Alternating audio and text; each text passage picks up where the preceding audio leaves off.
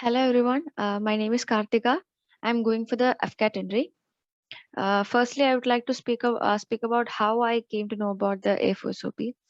It was actually a friend of mine who recommended it to me, like, yeah, please go watch. It's very insightful, and I watched a few, and it was a very deep videos. I've never seen any kind of videos related to especially related to SSB, which are giving this kind of deep insights about what are the small finer aspects of our thought process.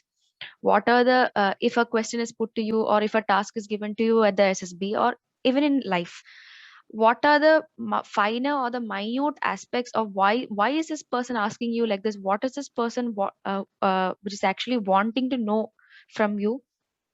I came to know about it. And what was happening in me before, in the past, what happening before me was, I used to panic, or I couldn't gain control of whatever is going in my mind. It was in a messy thought process. So after coming, and also I have taken coaching before, and what the difference I saw in them was, most of the coaching, even if the coaching I went to, or in generally speaking, the coaching, what they do is they try to focus on the tools which is used to test our personality. They're not giving the importance that the tools is not what we should give importance to. It is we ourselves that we should work upon, because the tools is used to test our personality. So what people generally do is, instead of focusing on ourselves and improving our personality or our shortcomings, we keep improving how to project this quality or that quality in each and in every uh, task, or it's a TAT, SRT, like that. So what happens is, we create a false or a fake mask in front of us, and try to project like this is us. But that's not what exactly is happening in our in our mind. What people do, what the mistake what people do in this self introspection after they come out of screen out or conference, this is the biggest mistake what they do. They try to focus on how to write better this one, how to do in that test, how to do in this test. But no, what we have to do is, we have to go into our brain, what is happening within us. And that's exactly what is happening in the SML classes. We get into the, like, there are so many tools which are taught in the SML classes, like Johari window or lifeline analysis. Like, we go into our past in such a depth that we see our entire life as a film in front of us, like each and every stage, from the school, be it in sports, be it in culturals, be it in our achievements, our failures, especially our failures, how we reacted and why we reacted in those particular manner in our failures, and what we could have done. These kind of important but very dark questions that we often are afraid of asking to ourselves, and we run away from these questions, and that's exactly what is actually called self introspection. But what people do instead is, we try to correct our SRT or TAT, but instead of that, we are failing to understand this basic fact that if we don't clear the kind of garbage which is filled in our mind over the past, over our lifetime, that's exactly what we are projecting in the SRT. And however hard we try to project it as a very wonderful thing, it will come out in one way or the other.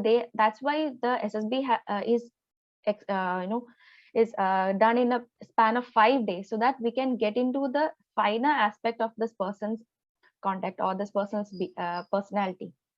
So in the SML class, what was